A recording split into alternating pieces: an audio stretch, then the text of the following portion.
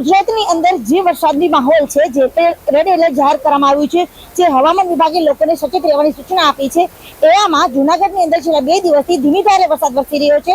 આમ છતાં જૂનાગઢની અંદર મોટાભાગના ડેમો છે એ ઓવરફ્લો થઈ ચક્યા છે। અત્યારે આપણે જે જગ્યાએ છે એ વિલિંગડન ડેમ છે કે જ્યાં અત્યારે તમે જે તેજ પ્રવાહ છે જોઈ શકો છો। પાણીનો આ તેજ પ્રવાહ છે ગિરનારના પહાડોમાંથી આવતું ઝરણાના પાણીઓ છે કે જે પાણીને લીધે અત્યારે આ ખોફનાક નજારો જોવા મળી રહ્યો છે।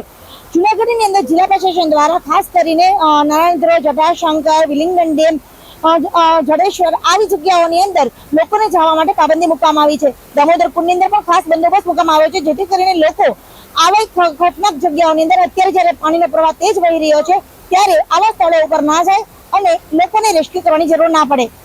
ભાર્ગવી જોશી, ગુજરાત તક, જૂનાગઢ।